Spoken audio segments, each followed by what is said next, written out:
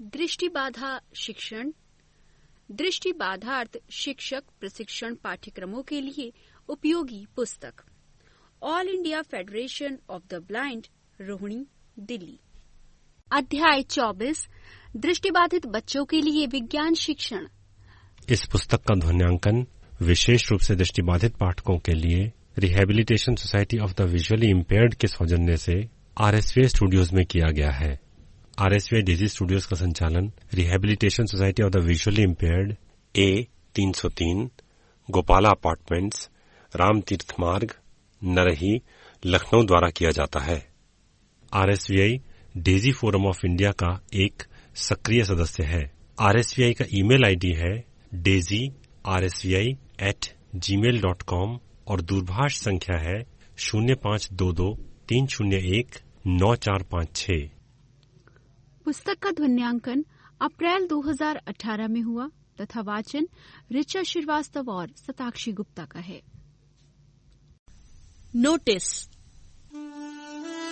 यह पुस्तक आरएसवीआई लखनऊ द्वारा मुद्रित सामग्री को पढ़ने में अक्षम व्यक्तियों के लिए डेजी डिजिटल ध्वन्यांकित पुस्तक प्रारूप में तैयार की गई है। ये पुस्तक भारतीय कॉपीराइट अधिनियम 1957 के 2012 में हुए संशोधन के अंतर्गत धारा 52(1)(ZB) के प्राविधानों के तहत विशेष रूप से मुद्रित सामग्री पढ़ने में अक्षम व्यक्तियों को वितरित करने हेतु निर्मित की गई है। केवल मुद्रित सामग्री पढ़ने में अक्षम व्यक्ति ही इस डेजी डिजिटल ध्वन्यांकित पुस्तक का प्रयोग करने के लिए अधिकृत हैं। इस पुस्तक की भविष्य में कोई भी प्रतिकृति मुद्रित सामग्री पढ़ने में सक्षम व्यक्तियों को वितरण करने अथवा व्यावसायिक प्रयोग हेतु पूर्णतः निषिद्ध है तथा ऐसा करना कानूनी कार्यवाही के अंतर्गत आएगा।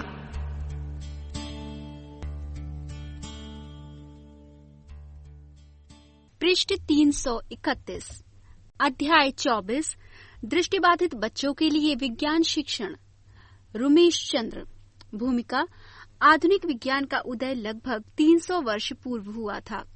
ये प्रकृति के बारे में पुनः जिज्ञासा के रूप में प्रारंभ हुआ। इससे पूर्व ग्रीक और लैटिन विचारकों की प्रकृति और गणित को लेकर कई गहन अध्ययन हुए हैं। इस पुनः जिज्ञासा को पश्चिमी देशों में पुनः जागरण काल के रूप में जाना जाता है। इस काल में मुख्यतः ये अवधारणा थी कि प्रकृति को अनुभव एवं तर्क से समझा जा सकता है। आधुनिक काल का आरंभ देकार्ते के इन विचारों से हुआ कि मनुष्य की विशेषता उसका तर्क एवं संशय कर सकना है, और ये वो धारणा है जिससे निश्चित रूप से प्रकृति के नियमों को जाना जा सकता है। ज्ञानेंद्रियों के अनुभव एवं तर्क, ये दोनों धारणाएं आधुनिक विज्ञान को जानने में अपना महत्वपूर्ण स्थान रखती हैं। प्राथमिक एवं माध्यमिक स्तर पर विज्ञान शिक्षण की आवश्यकता एवं महत्व। मनुष्य के जीवन को जितना अधिक विज्ञान ने प्रभावित किया है उतना किसी अन्य विषय ने नहीं। मनुष्य की मूलभूत आवश्यकताओं से लेकर अन्य सभी आवश्यकताओं का संबंध प्रत्यक्ष या परोक्ष रूप से विज्ञान से ही है। किसी भी भावी नागरिक को अपनी जिम्मेदारियों को पूर्ण रूप से निभाने की दृष्टि से विज्ञान एवं वैज्ञानिक तथ्यों की जानकारी प्रदान करना अत्यावश्यक है। इस बात को ध्यान में रखते हुए प्राथमिक कक्षाओं से लेकर माध्यमिक तथा उच्च शिक्षा से उच्चतर शिक्षा स्तर तक विज्ञान का शिक्षण किसी न किसी प्रकार देखने को मिलता है। भावी नागरिकों को जीवन का बोध कराने, जीवन को समझने तथा उसकी जटिलताओं को हल करने की क्षमता उत्पन्न करने के लिए विज्ञान का शिक्षण अनिवार्य है। विज्ञान का शिक्षण उपयुक्त रूप से छात्र को कराने से जीवन के प्रति एक विशेष प्रकार का दृष्टिकोण, कार्य करने की प्रणाली, चिंतन की तर्कपूर्ण पद्धति का विकास किया जा सकता है। पृष्ठ 332, किसी भी राष्ट्र की प्रगति में विज्ञान का बहुत अधिक महत्व है। किसी तथ्य को दृष्टिगत रखते हुए माध्यमिक शिक्षा आयोग ने भी सभी विद्यालयों में विज्ञान को कक्षा 10 तक अनिवार्य विषय के रूप में पढ़ाने की सिफारिश की थी। यदि हम किसी राष्ट्र के समग्र विकास की बात करते हैं तो ये सुनिश्चित किया जाना चाहिए कि उसके भावी नागरिक, चाहे वे विकलांग ही क्यों न हो, विज्ञान का अध्ययन करें। दृष्टिबाधित विद्यार्थी भी इसके लिए अपवाद नहीं है, अर्थात उन्हें भी विज्ञान का शिक्षण कराना अनिवार्य है, जिससे वे भी सामाजिक विकास में अपना योगदान दे सकें।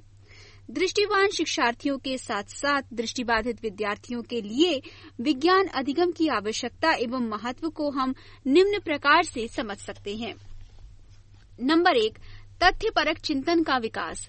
विज्ञान अध्ययन के द्वारा वस्तुनिष्ठ प्रमाणों, प्रेक्षणों तथा तथ्यों के अभाव में केवल विश्वास के आधार पर चलने वाली व्याख्याएं अपना स्थान खो देती हैं तथा केवल उन्हीं व्यवस्थाओं को बल मिलता है जिनको तथ्यों एवं प्रेक्षणों के आधार पर प्रमाणित किया जा सके।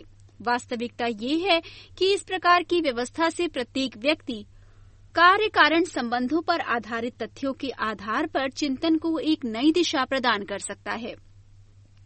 नंबर 2, कार्यक्षमता में वृद्धि। ये सर्वविदित है कि पुरातन रीति रिवाज एवं जीवन शैली मनुष्य की कार्य करने की क्षमता को सीमित कर देती है, जबकि इन रिवाजों तथा शैलियों की अपेक्षा आधुनिकतम उपकरणों के प्रयोग के द्वारा व्यक्ति अपनी कार्यक्षमता को कई गुना बढ़ा सकता है। उसकी ये बढ़ी हुई कार्यक्षमता स्वयं व्यक्ति तथा उसके साथ साथ जिस समाज व राष्ट्र में वो रह रहा है उसके विकास में अपना योगदान देती है।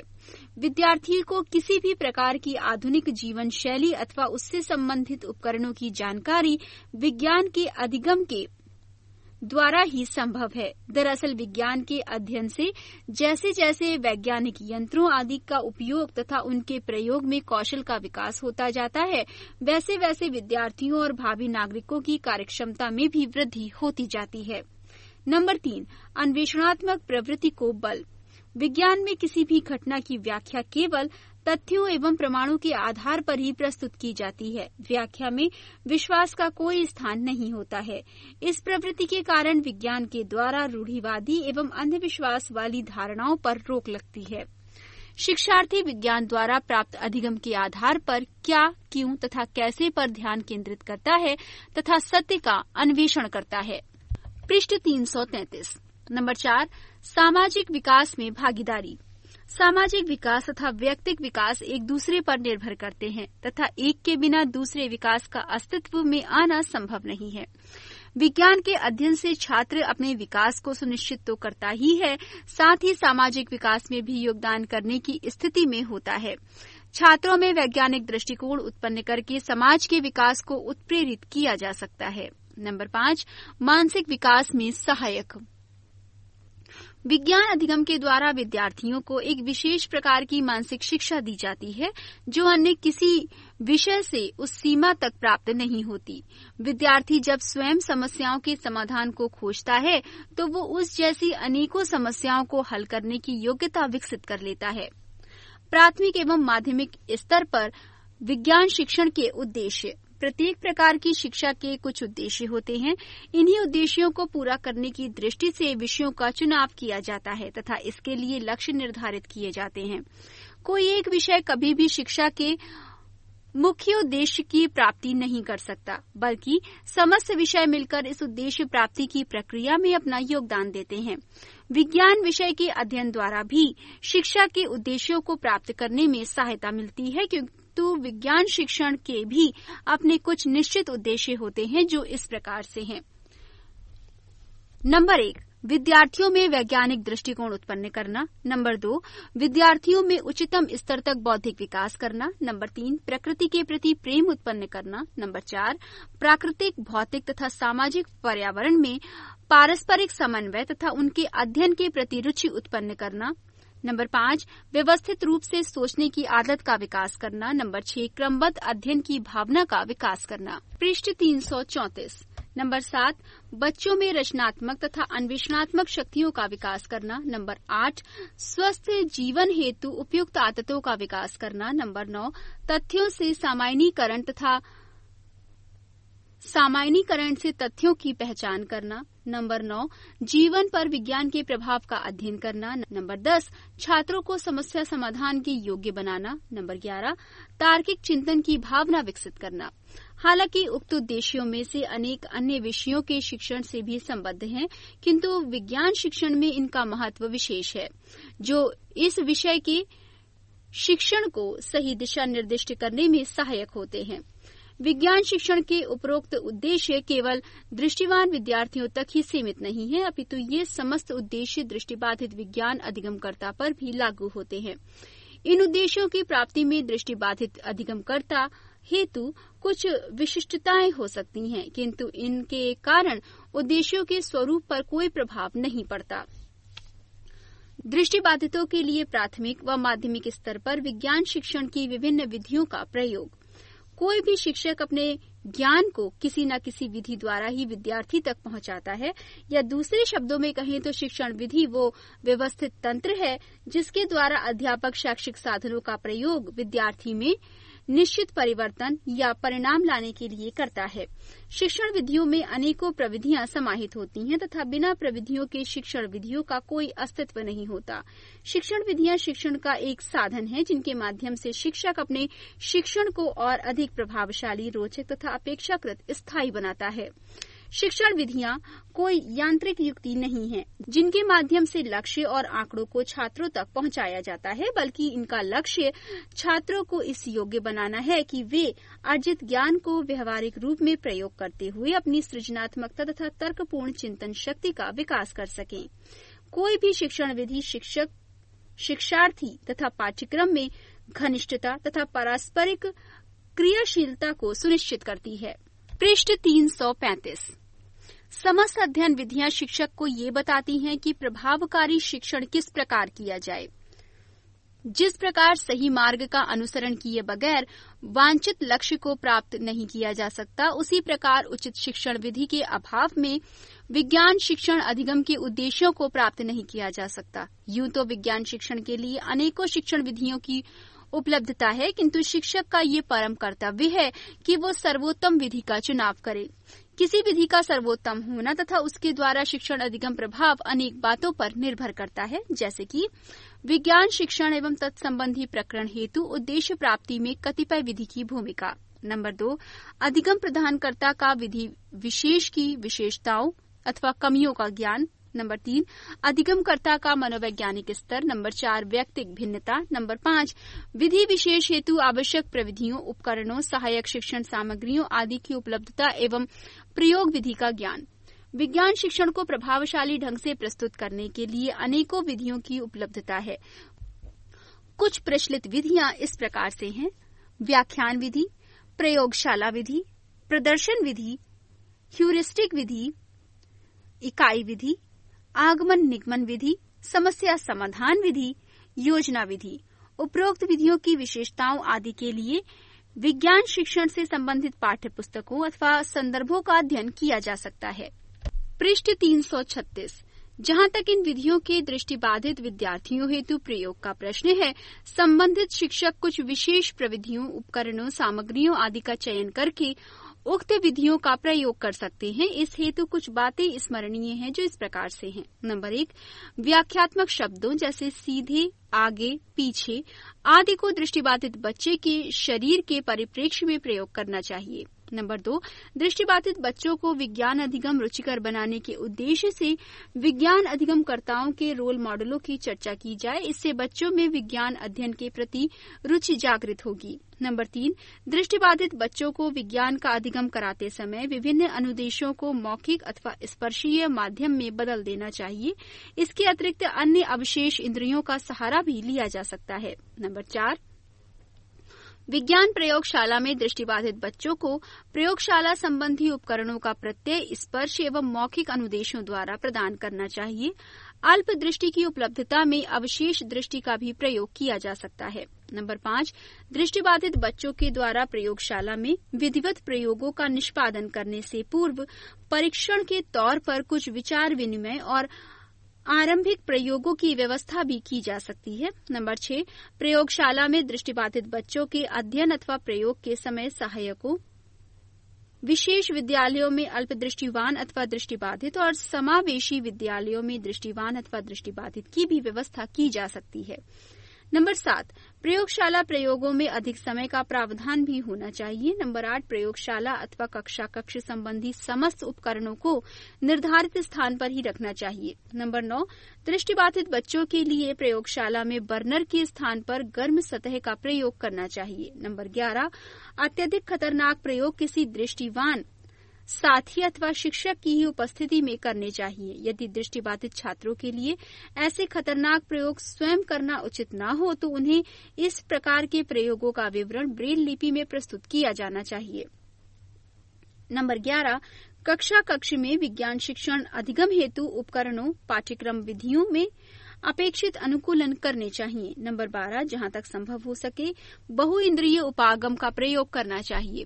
नंबर 13, विज्ञान शिक्षण अधिगम के समय दृष्टि की अवशेष मात्रा को भी दृष्टिगत रखना चाहिए। पृष्ठ 337। दृष्टिबाधित बच्चे के विज्ञान शिक्षक को ये भी ध्यान में रखना चाहिए कि दृष्टिवान बच्चे भी प्रकाश तरंगों, विद्युत, आकाशगंगा, इलेक्ट्रॉन, न्यूट्रॉन, प्रोटॉन आदि ध्वनि तरंगों अथवा अनेक विज्ञान संबंधी प्रत्ययों को देख नहीं पाते, अपितु उनके प्रभाव के आधार पर प्रत्यय को स्पष्ट करते हैं। इसी प्रकार विज्ञान के अनेक प्रत्ययों को उनके प्रभाव के आधार पर दृष्टिबाधित बच्चों को समझाया जा सकता है। दूसरे शब्दों में हम कह सकते हैं कि दृष्टिमूलक प्रत्ययों को गैर दृष्टिमूलक विचारों में परिवर्तित किया जाना चाहिए। दृष्टिबाधित बच्चों के लिए विज्ञान पाठ्यक्रम का शिक्षण। स्कूली पाठ्यक्रम में प्राथमिक स्तर पर विज्ञान शिक्षण पर्यावरण अध्ययन के रूप में पढ़ाया जाता है तथा माध्यमिक स्तर पर विज्ञान को उनके विभिन्न प्रत्ययों की सहायता से विज्ञान संबंधी घटनाओं को समझने एवं व्याख्या करने के लिए प्रस्तुत किया जाता है। दृष्टिबाधित बच्चों के लिए प्राथमिक स्तर पर पर्यावरण अध्ययन से संबंधित विभिन्न प्रकरणों को भली प्रकार स्पष्ट करने हेतु कुछ महत्वपूर्ण दिशा निर्देश इस प्रकार से हैं। नंबर 1, यदि विद्यालय में उद्यान की व्यवस्था है तो बच्चों को वहां ले जाकर विभिन्न पेड़ पौधों तथा वनस्पति का क्रमिक ज्ञान करवाया जाए। नंबर 2, इस ज्ञान के लिए आवश्यकता अनुसार स्पर्श या अवशिष्ट दृष्टि का भरपूर प्रयोग करने की स्वतंत्रता दी जाए। नंबर 3, पेड़ पौधों अथवा वनस्पतियों के अन्वेषण के लिए पहले दृष्टिबाधित बच्चे के लिए उनका मौखिक विवरण दिया जाए और फिर अलग अलग भागों का शिक्षक की देखरेख में क्रमिक अन्वेषण किया जाए। नंबर 4, यदि विद्यालय में उद्यान की व्यवस्था न हो तो बच्चों को शैक्षिक भ्रमण के सभी नियमों का अनुसरण करते हुए निकटवर्ती सार्वजनिक उद्यानों में ले जाएं और ऊपर वर्णित विधि के अनुसार पर्यावरण की जानकारी सुलभ कराई जाए। पृष्ठ 338। नंबर 5, प्रत्येक भ्रमण चाहे वो विद्यालय के उद्यान में हो या सार्वजनिक उद्यान में के उपरांत शिक्षक दृष्टिबाधित बच्चों से पुनः विचार विमर्श करे और यदि सूचना प्राप्ति में कुछ रिक्तताएं रह गई हो तो उनकी पूर्ति करे। नंबर 6, प्रत्येक ऐसे पर्यावरण संबंधी भ्रमण के उपरांत छात्रों से अलग अलग ब्रेल लिपि या बड़े अक्षरों में अपनी जानकारी अंकित करने को कहा जाए और इस प्रकार प्रस्तुत जानकारी का शिक्षक सावधानी पूर्वक अध्ययन करे। इसके उपरांत हर बच्चे को आवश्यकता अनुसार अलग अलग संबद्ध पर्यावरणीय प्रत्यय पुनः स्पष्ट किए जाएं। नंबर 7, कुछ ऐसे पौधे जो हमारे आसपास उपलब्ध नहीं है जैसे नागफनी, कैक्टस, चीड़, देवदार तथा विभिन्न प्रकार के फूलों के पौधे आदि, इन पौधों को गमले में लगाकर समय समय पर दृष्टिबाधित बच्चों को दिखाकर समुचित जानकारी प्रदान की जा सकती है। नंबर 8, इसके अतिरिक्त पर्यावरण अध्ययन से संबंधित अन्य अधिगम बिंदुओं को भी शिक्षक अपनी कल्पनाशीलता और सृजनात्मकता द्वारा बच्चों तक पहुंचा सकता है। इसके लिए अनेक उपयोगी सहायक सामग्री का उपयोग किया जा सकता है, जैसे कि नंबर 1, कैक्टस अथवा डिस्क पर उपलब्ध पर्यावरण संबंधी जानकारी को प्रस्तुत करना। नंबर 2, पर्यावरणीय भौगोलिक सूचनाओं को उभरे हुए नक्शों या मानचित्रों के रूप में प्रस्तुत करना। नंबर 3, संबद्ध महापुरुषों अथवा पर्यावरण संरक्षण संबंधी विभिन्न विभूतियों की जीवन वृत्तियां सुनाना। नंबर 4, अपने नगर के प्रमुख स्मारकों अथवा महत्वपूर्ण पर्यटन स्थलों की मौखिक जानकारी देना तथा जब भी संभव हो इन स्थलों तक सार्थक शैक्षिक भ्रमणों का आयोजन करना। नंबर 5, बच्चों को पर्यावरण संबंधी ज्ञान प्राप्त करने हेतु सदा प्रेरित करते रहना और इसके लिए प्रसंगानुसार रोचक सूचनाएं उपलब्ध कराना। माध्यमिक स्तर पर दृष्टिबाधित बच्चों के लिए विज्ञान संबंधी सही प्रत्यय देने हेतु अनेक उपकरणों अथवा मॉडलों का प्रयोग किया जा सकता है। विज्ञान शिक्षण हेतु आज बहुत से अनुकूलित उपकरण उपलब्ध हैं। विशेष विद्यालयों और समावेशी विद्यालयों के लिए ये अनिवार्य होना चाहिए कि वे ऐसे अनुकूलित उपकरणों की उपलब्धता के विषय में अधिकाधिक जानकारी प्राप्त करें और इन उपकरणों को प्राप्त करने के हर संभव प्रयास करें। पृष्ठ 339। निश्चय ही इनमें से अनेक उपकरण कुछ महंगे हैं, फिर भी दृष्टिबाधित बच्चों को सार्थक विज्ञान शिक्षण देने हेतु इन उपकरणों के लिए आवश्यक आर्थिक संसाधन जुटाना ही होगा। तभी हम कह सकेंगे कि हमारे विद्यालय सचमुच ही दृष्टिबाधित बच्चों के आज के विज्ञान के युग में उपयोगी और जानकार नागरिक बनने की वास्तविक इच्छा रखते हैं। वैसे तो अनेक उपकरण आज उपलब्ध हैं, किंतु निम्न यंत्रों को प्राप्त करने की ओर विशेष ध्यान दिया जाना चाहिए, जो all India federation of the blind द्वारा गुड़गांव जिले के बहरामपुर गांव में स्थित आवासीय विद्यालय में भी उपलब्ध हैं। ये इस प्रकार से हैं: talking thermometer, talking calculator, talking compass, talking water level indicator, talking weight machine, talking digital thermometer, पवन दस सूचक यंत्र, सोलर कुकर, सौर मंडल, विभिन्न जीव जंतुओं के मॉडल और कलर टेस्टर। इसके अतिरिक्त उक्त विद्यालय समेत कई अन्य शिक्षण संस्थाओं में उपलब्ध मॉडलों को दृष्टिबाधित बच्चों की आवश्यकताओं के अनुसार रूपांतरित भी किया गया है। इनमें शामिल हैं कमानीदार तुला, डायल वेट मशीन, उभरे हुए चित्र, ह्यूमन टॉर्सो, मानव कंकाल, मानव पाचन तंत्र, आंख, कान, दांत आदि के मॉडल। पृष्ठ 340। साथ ही शिक्षक अपनी पहल पर भी कुछ उपयोगी शिक्षण सहायक सामग्री भी तैयार कर सकते हैं। उक्त विद्यालय में कुछ इसी प्रकार के प्रयास किए गए हैं, जिनकी यहाँ चर्चा इस बात को स्पष्ट करती है कि किस प्रकार शिक्षक थोड़ी सी मेहनत और अपनी सूझबूझ से दृष्टिबाधित बच्चों को वैज्ञानिक प्रयोग करने में सहायता दे सकता है। 2 उदाहरण देखिए। नंबर 1, प्रकाश सीधी रेखा में गमन करता है। इसे स्पष्ट करने के लिए एक मॉडल तैयार किया गया है। इस मॉडल में एक लकड़ी का घनाकार बॉक्स है। इसके एक सिरे पर बल्ब लगाया गया है, जिसे बैटरी एवं स्विच से जोड़ा गया है, तथा दूसरे सिरे पर LID सेंसर युक्त चिप लगाकर स्पीकर से जोड़ा गया है एवं बीच में 3 छिद्र युक्त लकड़ी के टुकड़े लगे हुए हैं। जब लकड़ी के टुकड़े के छिद्र एक सीध में होते हैं तो बल्ब का प्रकाश इन छिद्रों से होता हुआ LID चिप पर पड़ता है, जिससे चिप प्रकाश ऊर्जा ग्रहण करके आवाज उत्पन्न करने लगती है। किसी भी लकड़ी के टुकड़े को थोड़ा आगे पीछे करने से छिद्र एक सीध में नहीं होते, तो बल्ब का प्रकाश चिप तक नहीं पहुंच पाता है। परिणाम स्वरूप आवाज नहीं आती है। इससे सिद्ध होता है कि प्रकाश हमेशा सीधी रेखा में ही चलता है। नंबर 2, इसी प्रकार पारदर्शी एवं अपारदर्शी वस्तुओं में अंतर करने के लिए भी LID चिप का प्रयोग करके इलेक्ट्रॉनिक्स कारीगर की सहायता से मॉडल बनाया गया है। शिक्षक प्रेरित प्रयोगों के अंतर्गत ही एक अन्य घटना वाष्पीकरण का अध्ययन करना है। इसके अंतर्गत दैनिक अनुभवों जैसे कपड़ा सूखने की चर्चा, गीले रुमाल के सूखने का अनुभव कराया जा सकता है। इसी अनुभव को रुमाल लहराकर कराया जा सकता है। इससे ये अनुभव हो कि ऐसी स्थिति में रुमाल जल्दी सूखेगा। सर्दी एवं गर्मी में कपड़े आदि के सूखने में लगने वाले समय में अंतर का जिक्र करके तापमान का प्रभाव बता सकते हैं। पृष्ठ 341। कुछ अन्य महत्वपूर्ण बिंदु। नंबर 1, दृष्टिवान बच्चों की सहायता से विज्ञान सीखना।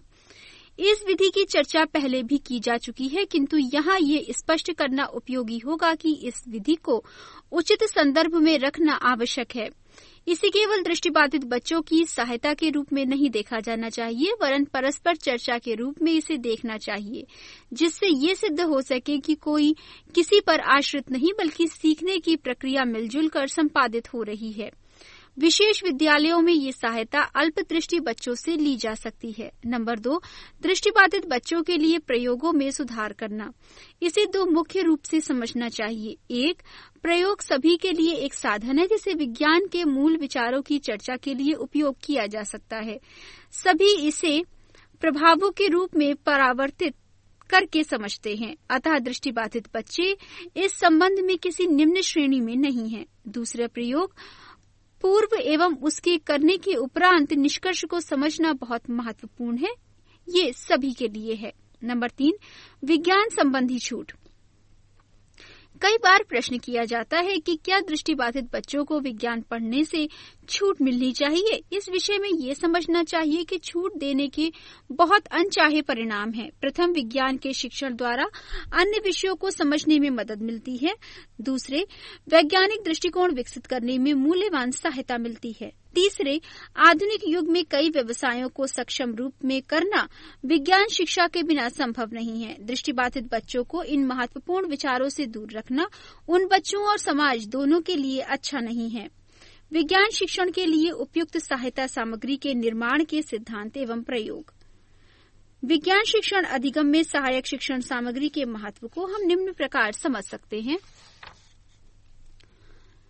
विज्ञान अधिगम के प्रति छात्रों में अपेक्षित रुचि विकसित की जा सकती है। सहायक शिक्षण सामग्री के सहयोग से प्रदान किया गया ज्ञान अपेक्षाकृत स्थायी प्रवृत्ति का होता है, क्योंकि इसमें बहु इंद्रिय प्रयोग एवं समन्वय की उपलब्धता होती है। कक्ष के नीरस वातावरण को अपेक्षाकृत क्रियाशील एवं शैक्षिक आदान प्रदान योग्य बनाया जा सकता है तथा सहायक शिक्षण सामग्री उच्च एवं निम्न बुद्धि लब्धि स्तर के बच्चों को अपनी क्षमता अनुरूप शिक्षण अधिगम में सहायक होती है। पृष्ठ 342। दृष्टिबाधित बच्चों के विज्ञान अधिगम में भी सहायक शिक्षण सामग्री महत्वपूर्ण भूमिका निभाती है। दृष्टि के अभाव में अधिगमकर्ता को क्षतिपूर्ति के रूप में अनुभव उपलब्ध कराने में भी सहायक शिक्षक सामग्री लाभदायक एवं अपरिहार्य होती है। दृष्टिबाधित बच्चों के लिए सहायक शिक्षण सामग्री बनाने के विभिन्न सिद्धांतों का उल्लेख इस पुस्तक में अन्यत्र किया गया है। सामग्री निर्माण के पश्चात उस सामग्री का विद्यार्थियों के लिए प्रस्तुतिकरण और अधिक महत्वपूर्ण होता है, क्योंकि एक अत्यंत उपयुक्त सहायक सामग्री के उपलब्ध होने पर भी यदि उसका प्रदर्शन दृष्टिबाधित विद्यार्थियों को भली प्रकार नहीं किया जाता तो सहायक शिक्षण सामग्री का प्रयोग व्यर्थ हो जाएगा तथा वांछित उद्देश्यों की प्राप्ति संभव नहीं हो पाएगी। इस विषय में यह आवश्यक है कि सामग्री का कक्ष में प्रयोग उचित प्रकार से किया जाए। दृष्टिबाधितों के संदर्भ में विज्ञान शिक्षण अधिगम में प्रयोग होने वाली सहायक शिक्षण सामग्री के संदर्भ में कुछ सावधानियां बरती जानी चाहिए, जो इस प्रकार से हैं। नंबर 1, यदि एक ही सामग्री उपलब्ध है तो एक बालक को सामग्री दिखाते समय मौखिक अनुदेश सभी विद्यार्थियों को संबोधित करते हुए देना चाहिए। नंबर 2, सामग्री प्रयोग में दिशा का सदैव ध्यान रखना चाहिए, चूंकि शिक्षक तथा शिक्षार्थी एक दूसरे के अभिमुख होते हैं। ऐसी स्थिति में दाएं अथवा बाएं की स्थिति दर्शाते समय सावधानी बरतनी चाहिए तथा अपने दाएं एवं अपने बाएं न बोलकर छात्र के दाएं अथवा छात्र के बाएं बोलना चाहिए। नंबर 3, सामग्री का प्रयोग कराते समय शिक्षार्थी को सामग्री को पूर्ण रूप से समझने हेतु स्पर्श द्वारा जांचने परखने की स्वतंत्रता देनी चाहिए तथा विद्यार्थी की उंगलियों को स्वयं पकड़कर निर्देशित नहीं करना चाहिए। जहां जहां बालक की उंगली का स्पर्श हो रहा है वहां का विवरण प्रस्तुत करना चाहिए। पृष्ठ 343। नंबर 4, सहायक सामग्री के प्रयोग के समय विद्यालय की स्थिति के अनुसार दृष्टिवान या अल्प दृष्टिवान विद्यार्थियों की सहायता भी ली जा सकती है। नंबर 5, दृष्टिबाधित विद्यार्थियों को सामग्री के प्रयोग में समय अधिक लग सकता है, अतः कक्ष शिक्षण के दौरान समय विभाजन उसी के अनुरूप होना चाहिए। नंबर 6, सहायक सामग्री के प्रयोग में ये भी सावधानी रखनी चाहिए कि कक्ष शिक्षण के पश्चात भी विद्यार्थी पुनः संदर्भ ग्रहण कर सके। नंबर 7, सामग्री के प्रयोग के पश्चात उन्हें भली प्रकार रखने के संदर्भ में भी विद्यार्थी को जानकारी दे देनी चाहिए। दृष्टिबाधितों के विज्ञान अधिगम का मूल्यांकन। विज्ञान मूल्यांकन को यहाँ हम कक्षा एवं वार्षिक मूल्यांकन में बांट सकते हैं। कक्षा में विज्ञान मूल्यांकन का अर्थ ये जानना है कि क्या बच्चे दिन प्रतिदिन प्रस्तुत विज्ञान की अवधारणाओं को समझ पाए हैं, क्या वे उन प्रक्रियाओं को समझ पाए हैं जो वैज्ञानिक घटनाओं की व्याख्या करती हैं। मूल्यांकन की एक भूमिका शिक्षण में सुधार करना भी है, जिससे बच्चे के मूल्यांकन से लाभ उठाकर शिक्षण में उचित बदलाव किया जा सके। अतः कक्षा एवं परीक्षा संबंधी मूल्यांकन में उक्त बातों का ध्यान रखना चाहिए। मूल्यांकन के प्रश्न दृष्टिबाधित बच्चों के लिए इस प्रकार पूछे जाने चाहिए कि उनकी दृष्टिबाधिता उसमें आड़े न आए। हमें ध्यान रखना चाहिए कि हम मुख्यतः विषय का मूल्यांकन कर रहे हैं, न कि दृष्टिबाधिता का। वार्षिक परीक्षा की स्थिति में मूल्यांकन समेकित होता है एवं उसमें प्रयोग का भी एक हिस्सा होता है। दृष्टिबाधित बच्चों से प्रयोग संबंधी प्रश्न पूछने चाहिए, जिससे ये स्पष्ट हो सके कि क्या वे प्रयोग के महत्व को जान गए हैं या नहीं। विज्ञान अधिगम का मुख्य उद्देश्य विज्ञान संबंधी प्रत्ययों का दैनिक जीवन में उपयोग भी है और मूल्यांकन करते समय इस उद्देश्य को ध्यान में रखना चाहिए। आंसुबेल ने अपने अनुसंधानों में इस बात की पुष्टि की है कि यदि नवीन ज्ञान को पुराने अनुभवों के साथ जोड़कर प्रदान किया जाता है तो विद्यार्थियों में अधिगम की प्रक्रिया अधिक प्रभावशाली होती है। अतः विज्ञान के मूल्यांकन में भी इस बात का ध्यान रखना चाहिए कि नवीन ज्ञान के प्रति विद्यार्थी का अधिगम उसके पूर्व ज्ञान या अनुभव से संबंधित हो। पृष्ठ 344। जैसा कि विदित है, दृष्टिबाधिता की दो मुख्य श्रेणियां हैं, दृष्टिबाधित तथा अल्प दृष्टिवान। मूल्यांकन करते समय दोनों श्रेणियों से संबंधित विशेषताओं या सीमाओं का ध्यान रखना चाहिए। दृष्टिबाधित बच्चों के विज्ञान शिक्षण संबंधी मूल्यांकन में शिक्षण सामग्रियों का सीमित रूप में उपलब्ध होना एक प्रमुख चुनौती है। इस प्रकार की चुनौतियों का सफलतापूर्वक सामना करने हेतु मूल्यांकन संबंधी वैयक्तिक रणनीतियों का उपयोग लाभदायी हो सकता है। साथ ही चित्रों, ग्राफ या अन्य दृष्टि आधारित उपागमों के प्रयोग में भी समुचित सावधानी बरतनी चाहिए, जिससे दृष्टिबाधित बालक को इनके अभाव के कारण किसी अनावश्यक समस्या का सामना न करना पड़े। जहां तक संभव हो, या तो इस प्रकार की सामग्रियां अनुकूलित रूप में प्रस्तुत की जाएं अथवा उन्हें ध्वनि या स्पर्श आधारित अनुभवों से प्रतिस्थापित किया जाए।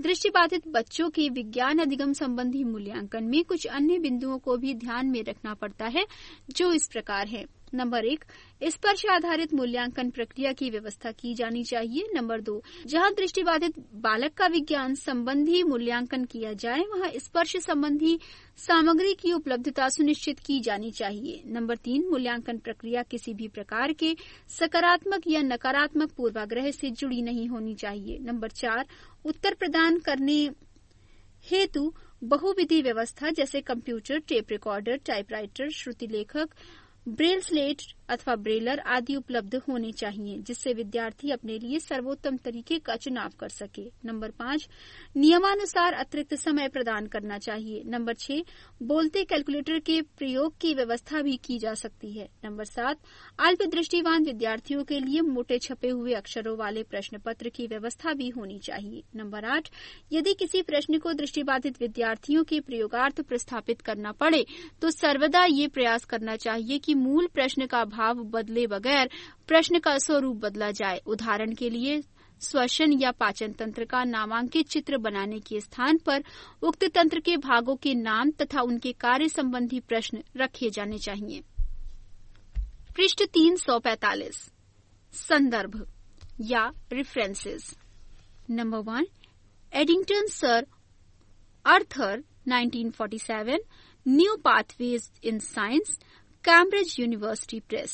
Number 2, Learning of Elementary Sciences, Siege Publications, Delhi. Number 3, Popper Carl 2002, Logic of Scientific Discovery, Routledge, London. Number 4, Rumesh Chandra 2012, Issues and Trends in Curriculum of School Science, in Saxena Vandana edition, Contemporary Trends in Education, Research and Development, Pearson's, Delhi. Number 5, UNICEF 1966, Report on Teaching of Science and Mathematics.